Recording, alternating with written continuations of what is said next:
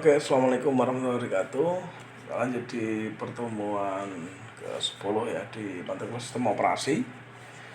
Oke, kali ini yang akan kita bahas adalah I/O dan disk. Tujuannya sama ya. Jadi mampu menjelaskan I/O dan disk secara khusus adalah mampu untuk menjelaskan secara keseluruhan perangkat keras I/O, kernel I/O, penanganan permintaan I/O, kinerja I/O, penjadwalan dan manajemen disk, penanganan swap, paste, kehandalan disk, implementasi storage, dan tertiary storage structure yang digunakan di sini. Oke, pembahasannya sama tadi sudah dibahas di depan. Perangkat keras, kernel, penanganan permintaan, kinerja, penjadwalan disk, manajemen disk, penanganan swap, space, kehandalan disk, implementasi storage, dan tertiary storage structure digunakan di sini. Nah, perangkat keras I/O secara umum terdapat beberapa jenis seperti device penyimpanan disk, tape, transmission device, network card, modem, dan human interface device atau screen, keyboard, mouse itu sendiri. Nah, device tersebut dikendalikan oleh instruksi I/O. Alamat-alamat yang dimiliki oleh device akan digunakan oleh direct I/O, structure dan memori mapped I/O yang digunakan. Beberapa konsep yang umum digunakan adalah port, bus, DCN atau share, direct access, dan control host adapternya di sini. Nah, ada namanya polling di sini adalah push waiting atau polling adalah ketika host mengalami looping, yaitu membaca status register secara terus-menerus sampai status sibuk ya akan di-clearkan di sini. Jadi ada tanda mikro yang di sini ya. Kalau kita teringat dengan dulu waktu fisika ketemu dengan lambang ini nanti atau pi digunakan.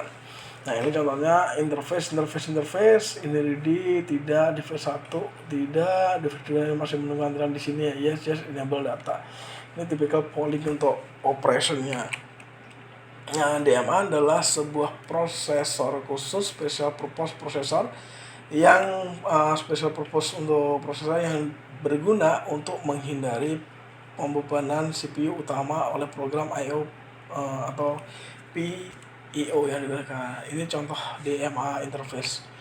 Nah, 3 langkah dalam transfer DMA adalah prosesor menyiapkan DMA transfer dengan menyediakan data-data dari device operasi yang akan ditampilkan, alamat memori yang menjadi sumber dan tujuan data, dan banyaknya byte yang akan ditransfer. DMA controller memulai operasi atau menyiapkan bus, menyediakan alamat, menulis dan membaca data sampai seluruh blok sudah ditransfer.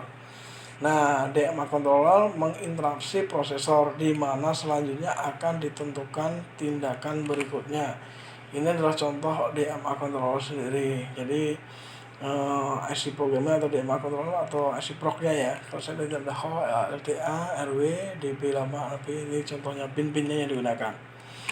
Terus kernel I/O service yang tercakup dalam kernel I/O ini adalah I/O scheduling, buffering, cache, spooling, reservasi device, dan error handling. Nah, kinerja I/O adalah cara meningkatkan efisiensi I/O. Pertama, menurunkan jumlah alih konteks di sini. Yang kedua adalah mengurangi jumlah pengkopian data ke memori ketika sedang dikirimkan antara device dan aplikasi. Yang ketiga adalah mengurangi frekuensi interupsi dengan menggunakan ukuran transfer yang besar atau smart controller dan polling. Yang keempat, meningkatkan konkurensi dengan controller atau channel yang mendukung DMA. Dan yang kelima, membedakan kegiatan processing ke perangkat keras sehingga operasi kepada device controller dapat berlangsung bersama dengan CPU. Yang keenam adalah menyeimbangkan antara kinerja CPU, memori, subsystem, bus, dan I/O itu sendiri. Nah, di dalam penjadwalan disk yang kemarin sudah saya bahas adalah ada penjadwalan FCFS, SSTF, scan, dan load. Oke, kita masuk dalam manajemen disk. Langkah-langkah dalam manajemen disk adalah memformat boot block atau bed block. Nah, sama sepertinya kalau kita masuk di dalam CND di sini, kita ketikkan adalah CHK, DSK. Ini adalah halaman untuk cek disk sendiri. Kita akan tidak jalan di sini karena harus masuk ke user administrator. Jadi kalau kita masukkan di CMD sebenarnya kita bisa analyze atau kita bisa pakai GUI-nya. Klik kanan pada drive atau pada drive yang akan kita defrag, kita bisa analisis dulu. Oke, swap space. Ini adalah penggunaan swap space pada berbagai macam sistem. Ini sistem operasinya berbeda-beda ya, tergantung pada algoritma memori manajemen yang diimplementasikan. Yang berikutnya adalah ada dua tempat di mana swap space bisa berada.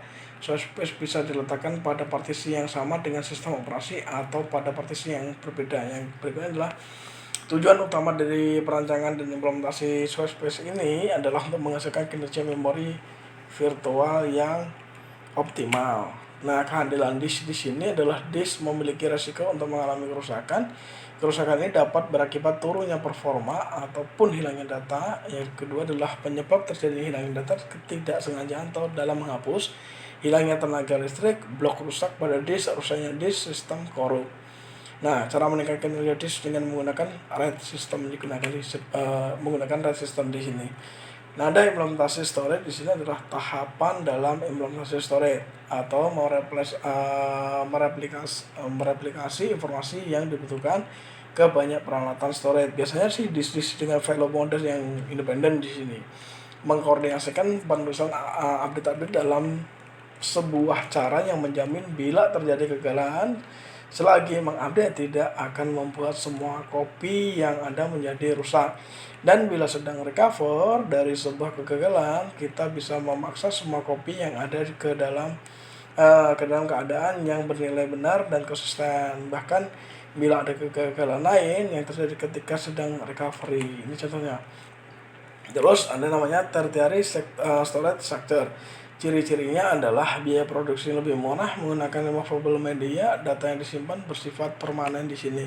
Nah, ini contohnya ternyata floppy disk, terus magneto optic disk di sini, optical drive, optical disk ya, di sini ada warm disk atau write ons atau write once, read many time atau tapes yang digunakan di sini. Nah, seperti itu contoh untuk I/O ini sendiri. Oke, saya cukupkan untuk materi kali ini. Jangan lupa like, subscribe, dan share untuk untuk mendukung channel ini. Oke, terima kasih. Assalamualaikum warahmatullahi wabarakatuh.